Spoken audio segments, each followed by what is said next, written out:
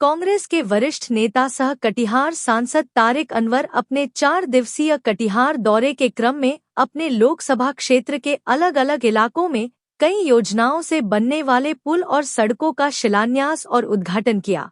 सांसद तारिक अनवर पत्रकारों से रूबरू होते हुए देश की राजनीतिक हालत पर चर्चा करते हुए कहा कि जिस तरह से वक्फ कानून को पास किया गया और लोगों में भी इस कानून के पास होने से विरोध का स्वर एक हुआ।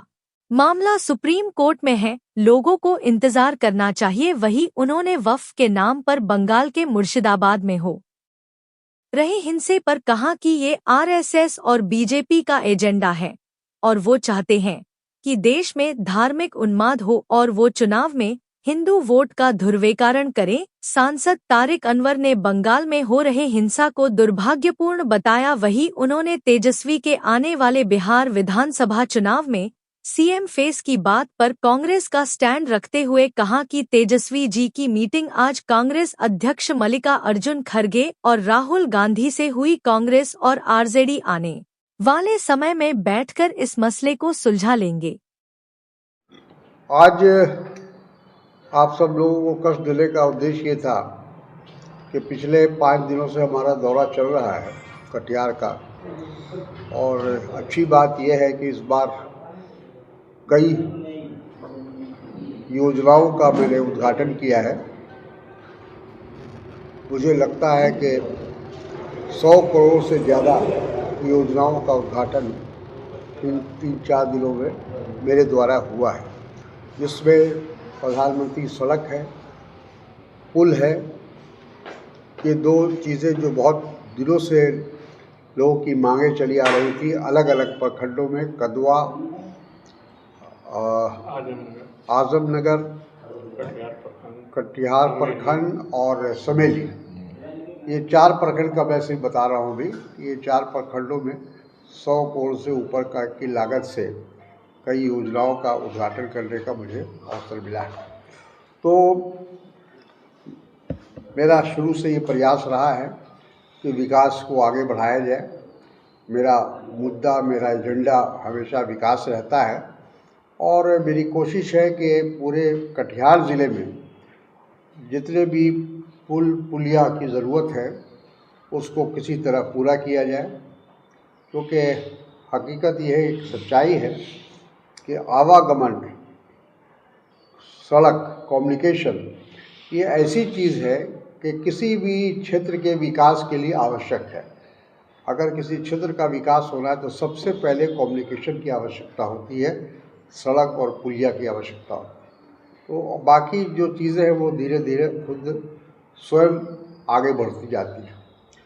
तो मुझे खुशी है कि मेरा जो नया कार्यकाल 2024 जून से शुरू हुआ है और आज लगभग 10 महीने हो गए, तो इस दौरान में ये सब काम करने का मुझे मौका मिला।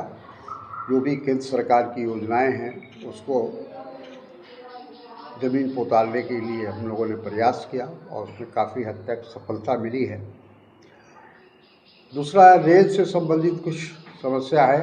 आज में जो नुकसान हुआ है उसका एक जायज़ा लिया जाए और किसानों को उनको राहत पहुंचाने का काम किया जाए, उनको आर्थिक मदद किया जाए, क्योंकि जिन लोगों को ख़ास तौर पर मक्का और गेहूं इन चीज़ों का नुकसान बहुत ज़्यादा हुआ है, सब्ज़ी का भी नुकसान हुआ है।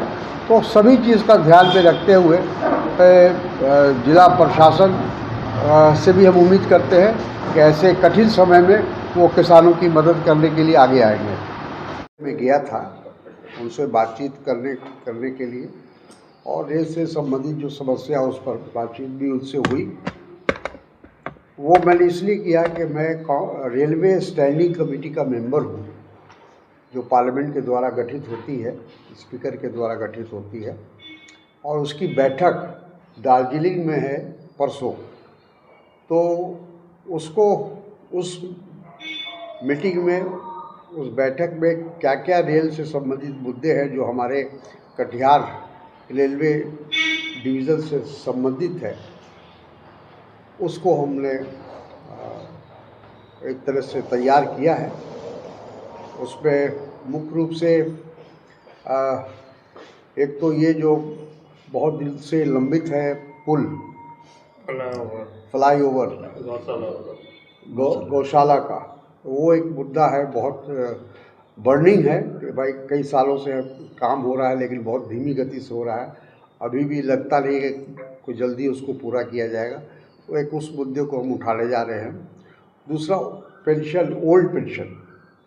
अभी रेलवे के एम्प्लॉइज़ लोगों का डिमांड है कि उनको ओल्ड पेंशन दिया जाए, तो स्कीम्स में उनको शामिल किया जाए। तो उसको हम लोग करने जा रहे हैं और उसको हम उठाने जा रहे हैं उस मीटिंग में कि भाई दिया जाए। और ये तो पूरे खाली सिर्फ नॉर्थ ईस्ट फ्रंटल रेलवे का ही मामला नहीं है, NF रेलवे का ही मामला नहीं है, ये पूरे देश का मामला है। लेकिन इस मामले को हम स्टैंडिंग कमेटी में रेलवे के उठाएंगे और हमारा प्रयास होगा कि उस पर सरकार उस पर विचार करे।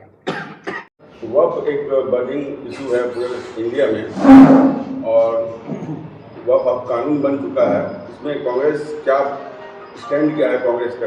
कांग्रेस सुप्रीम कोर्ट में गई है, क्योंकि कोई भी कानून बनने के बाद अगर उस पर कोई आपत्ति किसी को भी होगा, किसी भी व्यक्ति को होगा, तो वो सुप्रीम कोर्ट जा सकता है उस कानून के खिलाफ। और हम लोग भी गए हैं और बहुत सारी विपक्ष की पार्टियां गई हैं और व्यक्तिगत रूप से भी, और कई संगठन भी गए हैं। तो मेरा ख्याल है कि सुप्रीम कोर्ट सब तमाम जो भी रिट पिटिशन मिला है या आवेदन मिला है उस सबको एक साथ जोड़कर उस पर सुनवाई शुरू करेगी, डेट देगी और सब अलग अलग संगठनों के जो वकील हैं जो वो उस पर अपनी बात कहेंगे, अपना दलील रखेंगे और उसके बाद न्यायालय का जो भी फैसला होगा फिर जाहिर है कि सबको मान्य होगा। अहमदाबाद कांग्रेस इस पक्ष में हूँ। मेरी व्यक्तिगत राय ये है कि हम लोगों को न्यायालय का, जिसको भी एतराज़ है वक्फ बिल के ऊपर, संशोधन पर, तो उनको अदालत जाना चाहिए, न्यायालय जाना चाहिए। सर, इस तरह क्योंकि अभी भी एक रास्ता खुला हुआ है। ठीक है, हम बल के आधार पर, संख्या के आधार पर भारतीय जनता पार्टी ने वो बिल पास करा लिया, लेकिन जनता उसको स्वीकार नहीं कर रही है और उसमें बहुत सारी कमियां हैं। तो उसको लेकर अगर हम कहीं भी जा सकते हैं तो वो न्यायालय है और सर्वोच्च न्यायालय में जाने के से फ़ायदा ये होगा कि जो उनका फैसला होगा, जो उनका निर्देश होगा, उसको फिर सब देशवासी मानेंगे। तो सड़क पर ये लड़ाई नहीं लड़ी जा सकती है। जहाँ भी ये हो रहा है मैं उसके पक्ष में नहीं हूँ। सर, पश्चिम बंगाल नहीं, देखिए, ये तो कराया जा रहा है जानबूझ के भारतीय जनता पार्टी और RSS के द्वारा। उनकी ये कोशिश है कि किसी तरह देश के अंदर तनावपूर्ण स्थिति बनी रहे और उसका लाभ उनको राजनीति में मिले। तो वो बंगाल में ख़ास तौर पर इसलिए कर रही है कि वहाँ उनकी दाल नहीं गल रही है। तो बंगाल को कैसे धार्मिक उन्माद वहाँ पैदा किया जाए, उसके लिए ये सब किया जा रहा है। क्या मुर्शिदाबाद में जो ये हंगामा हुआ है उसमें लॉ एंड ऑर्डर फेल है, वहाँ की सरकारें फेल है? बिल्कुल, वहाँ बताया तो मैंने कि उस पर RSS और BJP का हाथ है। वो चाहते हैं कि लॉ एंड ऑर्डर फेल कर जाए, वहाँ दंगा हो, फसाद हो, लोगों की जाने जाए। तो ये तो भारतीय जनता पार्टी का और RSS का एक योजना है, उनका एजेंडा यही है, पूरे देश के अंदर माहौल को बिगाड़ा जाए। RSS और BJP इसको ही कर रहा है, तो PFI का भी कुछ रोल आ रहा है। कई राजनीतिक, देखिए, दंगा कोई ज़रूरी नहीं है, दंगाई कोई भी किसी भी दल के या किसी भी मज़हब के हो सकते हैं। वो हिंदू भी हो सकते हैं, मुसलमान भी हो सकते हैं। लेकिन क्योंकि ये बात मैंने इसलिए कही कि RSS का ये एजेंडा है कि देश के माहौल को बिगाड़ा जाए, देश के माहौल में तनाव पैदा किया जाए, समाज को बांटा जाए और उसी के आधार पर चुनाव, हिंदू मुसलमान के आधार के नाम पर चुनाव हो, मंदिर मस्जिद के नाम पर चुनाव हो, विकास का सवाल कोई ना करे, प्रश्न न करे, गरीबी बढ़ रही है तो उसकी बात ना करे, महंगाई बढ़ रही है उसकी बात ना करे।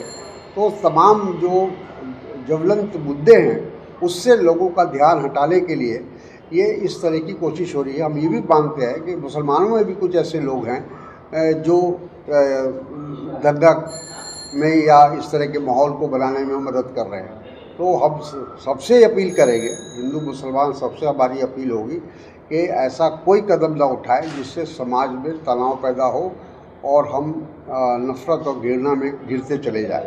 ये देश हित में नहीं है। इसके रूप में कांग्रेस एक्सेप्ट करेगी? वो तेजस्वी यादव जी का मीटिंग के बाद उन्होंने बयान दिया है कि जहाँ तक मुख्यमंत्री के फेस का सवाल है, हम लोग आपस में बैठकर जो हमारे गठबंधन के साथी हैं उनके साथ बैठ के हम तय करेंगे।